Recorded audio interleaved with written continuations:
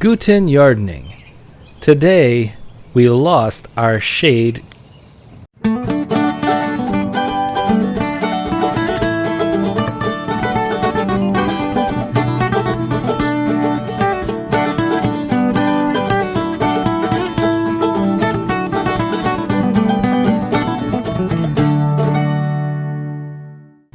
We had an ash growing in our front yard that has been there since the house was built 15 years ago. It has really taken off in the last 9 years, but for the last 2 years we started to see some changes that weren't good.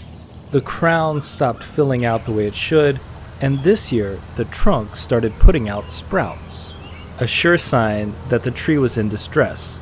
So we called a tree arborist to ask them what the problem was. And unfortunately, just as we suspected, the emerald ash borer was the culprit.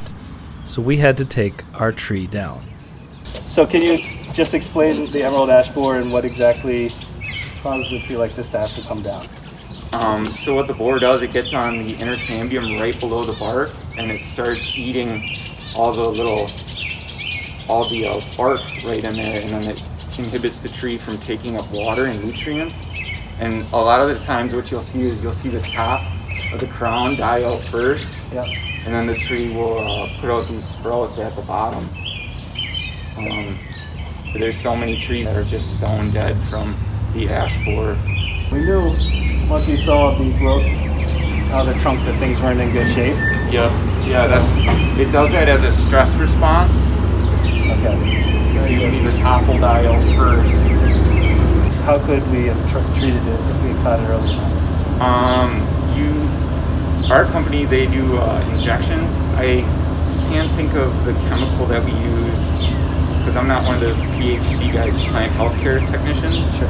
But I believe it's Cambistat, and they just do chunk injections around the base of the tree. And it's kind of just like giving the tree an IV. You do it all the way around, and you just see the tree suck up all of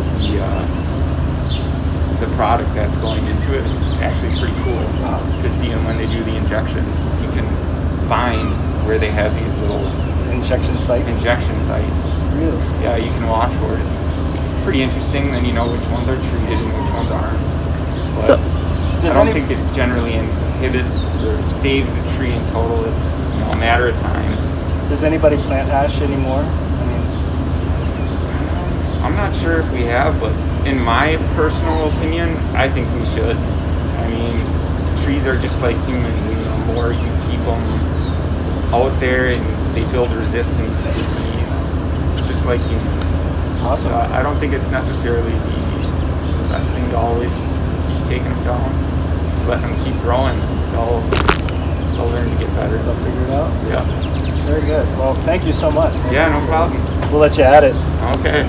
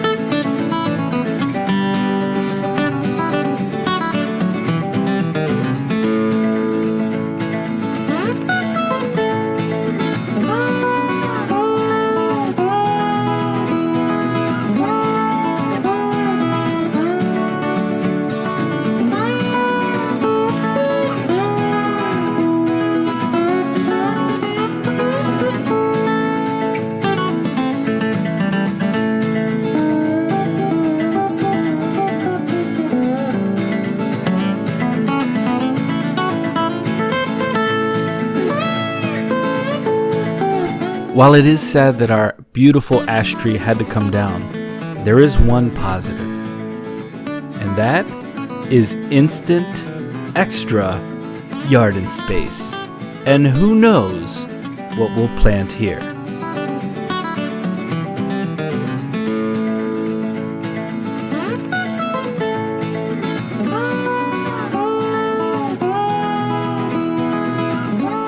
We had the tree removal company leave all of the wood chips from the grindings of the tree itself and from the stump grinder. That way we can use that as organic matter for our new yarden bed. We hope you enjoyed this video today and learned something about the emerald ash borer and some of the signs to look for if you may have an ash tree that's infected.